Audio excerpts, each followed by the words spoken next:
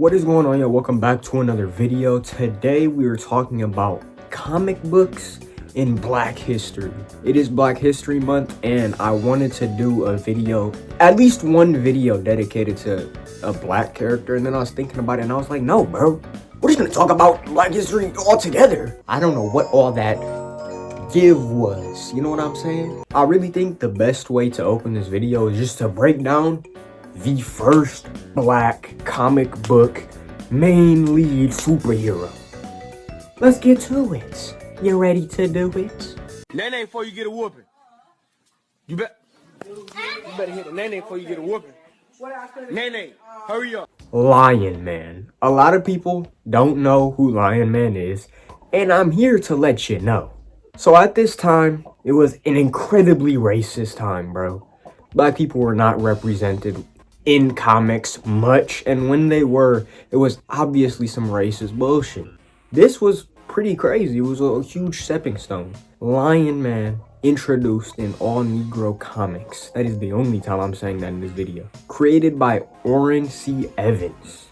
I'm gonna talk about Lion Man, but just listen to what I'm telling y'all and let me know if this sounds a little familiar. So, Lion Man, he was a man that the United Nations partnered with. Why did they do that?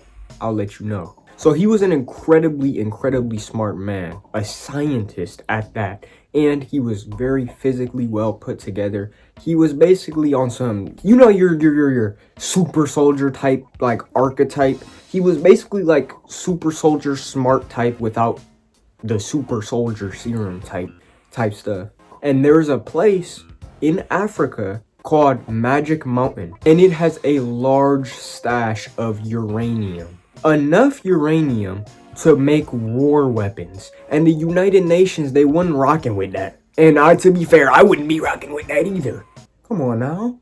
They partnered with Lion Man and said, hey bro, hey, we got you. We gonna fund you, bro. Just please protect it. Please. Don't let nothing happen.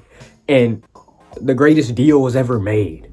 That boy Lion Man out here active, and he's out there protecting and making sure nobody gets this uranium and it doesn't get into the wrong hands. To which he does a phenomenal job at that.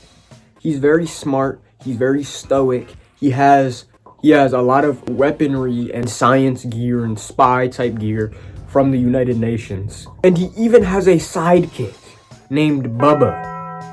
That might be some of the hardest shit I've ever heard in my life. Nah, Bubba, he just be on demon time. He just be trolling for no reason. Like, y'all think I'm trolling saying that, but look at this shit. These white dudes pull up trying to take the uranium or whatever. Bro pulls up with the Gatling gun like this shit the Left 4 Dead finale of whatever map it is where you're in the mansion. Lion Man is dope, and he was definitely a huge stepping stone. However, here's the thing. Lion Man was created in 1947. I don't need to explain to y'all how racist 1947 was. They weren't having that. A second issue? Hell no. Orrin Evans tried to get it through the publishers, tried everything he could. They weren't having it. No white publishers were publishing that book. So, unfortunately, Lion Man only got one issue. Now, since we're already here, remember what I say, y'all? Think about somebody. We're thinking about Black Panther. Black Panther is very reminiscent of Lion Man. I don't know. I personally couldn't find anything that specified that Stan Lee and Jack Kirby took inspiration from Lion Man, but they took inspiration from Lion Man. He first appeared in Fantastic Four 52 in 1966, which was still a racist time. And this time it's different, because this is huge. Marvel is a big industry. The Fantastic Four is extremely popular. So a black superhero being put in the spotlight like that, and then being introduced in the way he was, he took down the Fantastic Four. This was a huge stepping stone. This was crazy. To which he proceeded to become fairly popular from this. And then he ended up joining the Avengers. He stood on his business and really became the first super powered and popular black superhero. Now here's something I'd like to throw some limelight at though. Black Panther was introduced in 1966, but he did not get his first solo series until 1977. What are we talking about? Despite being a popular character, he didn't get his first solo series until 11 years after he was introduced. Now, I understand. The way Marvel had to do things, they had to market things this way. They couldn't just jump out the gate with a new character just every second. They had to strategically put characters here and there before they gave him a series. But let's look at something. Silver Surfer was introduced in Fantastic Four, got a solo series 2 years after he was introduced. Wolverine was introduced in Hulk, got a solo series 8 years after he was introduced. I'm seeing a little something sus here. Now look, I could make an entire video dedicated to how black people were disrespected and mistreated, this, that, and the third when it comes to comics. But I don't want this whole video to just be victimizing black people for the way they were treated. I want to show some of the greatness and the great things that we did in comics. And I think there's no better way to genuinely talk about that than talk about Milestone. If you guys don't know what Milestone is, it is a comic book company, just like Marvel and DC, that has all black characters. Now, I'll be honest with you. I don't really read much Milestone because I don't really read much outside of Marvel and DC.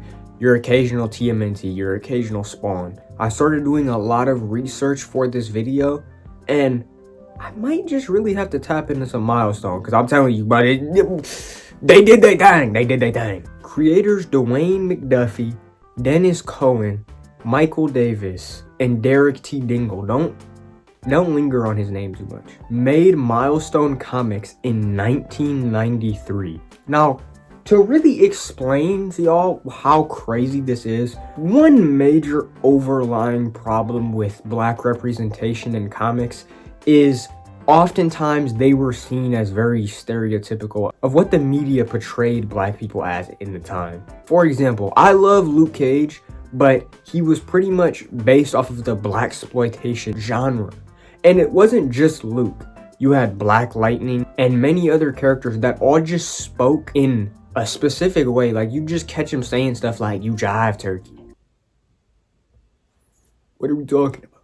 And it's like, that wouldn't be all entirely crazy if it wasn't for the fact that most of the creators of these black characters were white men. So, and before y'all think I'm just out here glazing a random comic book company, for those of y'all that don't know what Milestone is, Milestone birthed characters like Icon, Hardware, and probably the biggest name that most people know, Static Shock, even though Static Shock isn't actually his name, it's Static. And they all have some interesting stories. The creators of Milestone were very frustrated with the way the industry worked, considering the fact they all previously worked for Marvel and DC, and they knew about the comic book industry and the struggles they had facing it, so they decided to do their own thing.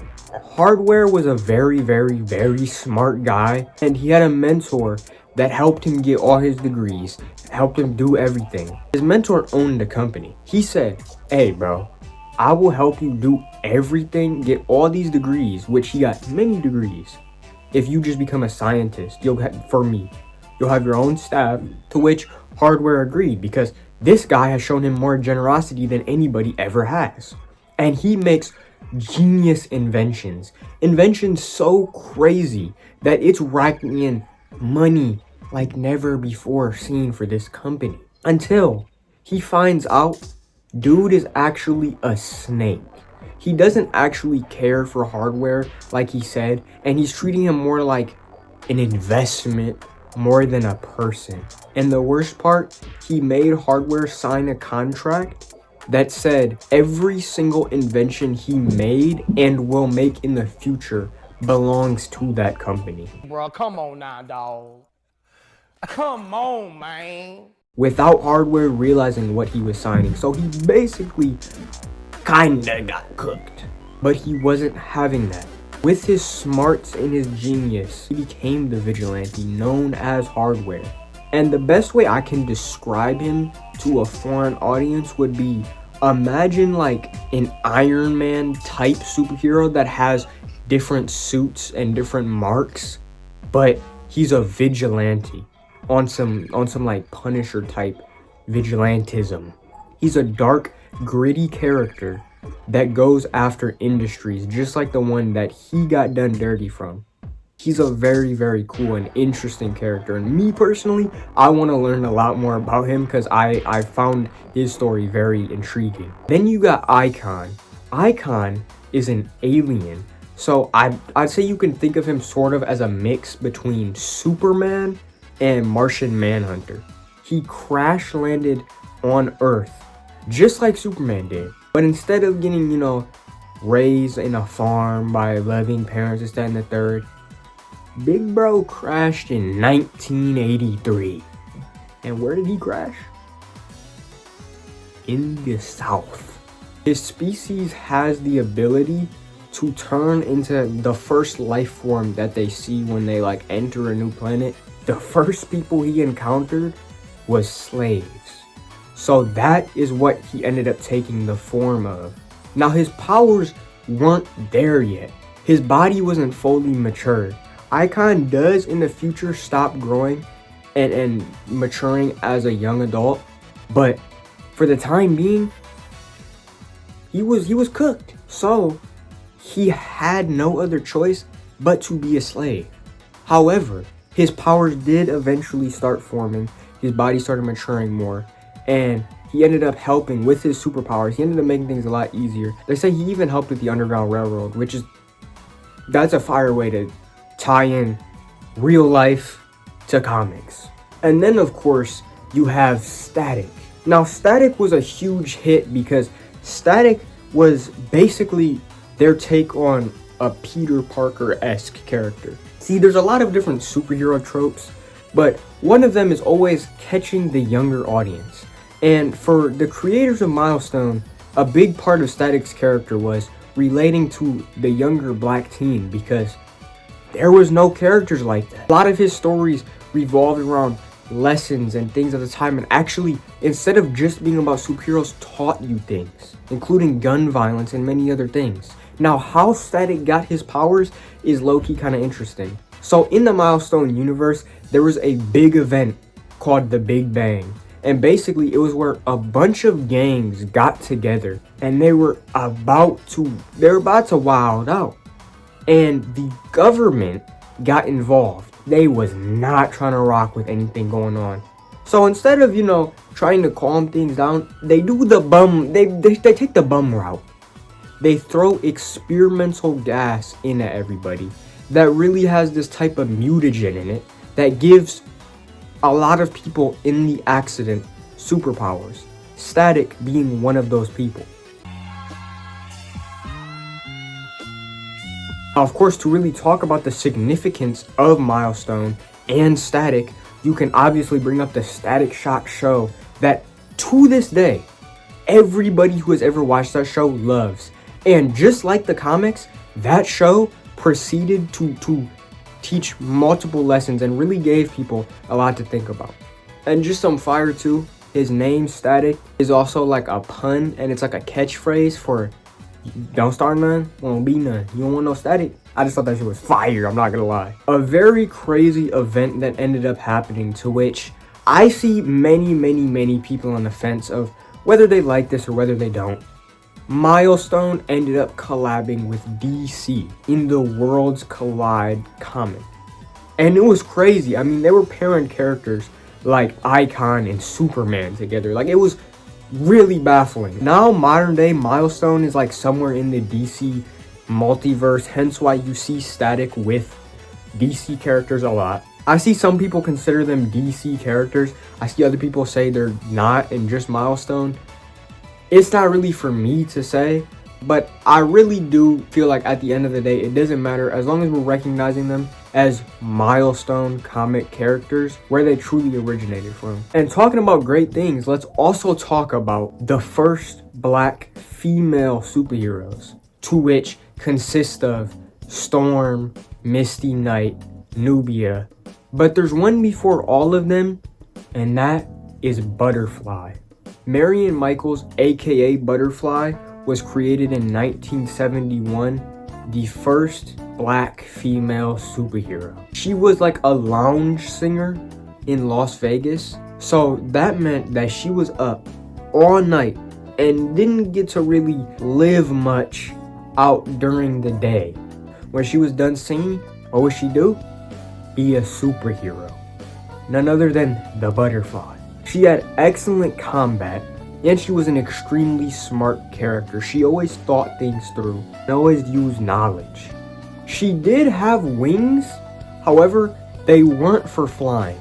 She had a jetpack. The wings had a reflective thingy on them, and when she shined them motherfuckers got blinded. It is so crazy to me that a character back in the day has some shit like that, and like it's modern day and we still don't see shit like that. I just love when superheroes have like unique little powers or things to them. That's pretty different and pretty unique from a lot of superheroes modern day. I mean, there's so many of them, it's hard to come up with new powers, but that's pretty unique. However, her wings didn't just do that, she could also glide with them. I don't know why the hell she needed to glide with them if she had a jetpack, but hey, more power to you.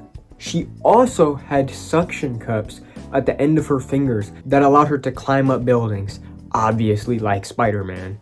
I don't know how powerful they were to be doing all that, but they were doing all that. Overall, Butterfly is really just a business standard. I also want to talk about Blade. My favorite superhero, you know, some light shit. I'm sure there's a good chunk of people out there that know this information. Problem being, there's a good chunk that don't know this information. Blade is the only reason Marvel is alive and kicking today. Being in this space, you just hear a lot of racist stuff. You just simply do. But I hear so much Blade slander. Specifically from the Marvel Rivals community. Marvel Rivals, I love the game, but the community is ass. I've seen so many people say that Blade doesn't deserve to be in the game. He shouldn't have been in the game. He's like a mid-tier, maybe lower-tier character. And I don't want to hear people blame it on the fact that he's like a mid-tier, lower-tier character. That's just Rivals, bro. None of the black characters in that game are like above mid-tier. Oh my god, bro. Oh, hell no, man. What the fuck, man? Get your ass on, boy. You get your goddamn. He is the goddamn Marvel forefather. Whatever Deadpool said about himself, I am Marvel Jesus. Marvel Jesus? Fuck no, bro. Fuck you. Blade is. Why am I glazing Blade so much? The Blade movie. Sure, when Marvel first came out, they were a hit. But Marvel soon found out shit is not sweet. They damn near went bankrupt. And it didn't help that the Howard the Duck movie, for whatever reason they decided to make that shit flopped. And then they were making a Fantastic Four movie that didn't come out. Money down the drain. They were deadass going bankrupt, which I don't know if many of y'all know this, which is the reason why so many film rights for Marvel characters are in other companies' hands, such as Spider-Man with Sony, Hulk with Universal, Namor with Universal, the X-Men and Fantastic Four with Fox, because they were broke as hell. It was literally going to be up for them until Blade 1998 came out, and that movie shattered the box office. Blade became an instant hit, saving Marvel, putting people's interest back into Marvel. And not only that, people were dogging it before it came out, talking about this B-list ass character, nobody cares about Blade. And you know what? That for whatever reason, could be a fair point. And I think a lot of the thanks goes to Wesley Snipes. Wesley Snipes did something for the character of Blade that is huge. Majority of times, when it comes to comic book adaptations, the actor is trying their best to fulfill what the character is. Wesley didn't just fulfill the character of Blade, he fulfilled the character of Blade and added more to the character than there ever was. Blade wasn't doing these cool ass martial arts moves without Wesley. He didn't have this cool ass sarcastic personality without Wesley. Why do you think there's so many iconic lines from that movie? Some motherfuckers always trying to ice skate uphill. Wesley carried not just Marvel, but the character of Blade. I don't just consider Blade the savior of Marvel. I consider Wesley Snipes the savior of Marvel because I truly do not believe that movie would have even seen the success it did see if it wasn't for the fact that Wesley Snipes gave such a likable performance as Blade. And you could see that as an opinion, but honestly, I see it as a fact. Marvel's savior, Marvel, one of the biggest companies out there, everybody knows their name, was saved by Blade, a African American superhero. And they still be doing his ass dirty. They couldn't give him this motherfucker a new movie to save their life. Like Blade's even a hard character to write a movie for. Like I said, he's a low tier in Marvel Rivals. You just constantly see disrespect on the character's name when he carried Marvel on his back. We've talked about so much in this video, all the dubs, all the crazy stories, but there's one more thing I want to talk about before I close this video out, and that's Spawn. Spawn is a solo character not connected to any universe but his, with a lead black protagonist, and he is in the top 10 best-selling comics in the world. Spawn issue 1 sold over 1.7 million copies. I need you to really think about that. Issue 1. When we're talking about top 10 comic books ever sold in the world, I want you to realize you're thinking about, this is a list with Spider-Man, X-Men, Batman, that ordeal. This was Spawn's open breakthrough. This is the first time he showed up on the panel. Top 10, 1.7 mil. That's big Spawn. That's big Spawn. He put up numbers. Spawn is genuinely an icon in comics. He is just an iconic character to begin with. One of the greatest comic book characters out there. And with that, I rest my case. I hope in this video I taught you a few things, or you learned a few things. I did not mean to get so passionate, but your boy got passionate. This video truly was fun to make. I hope you guys enjoyed. And of course, I will catch you next time. Happy Black History Month.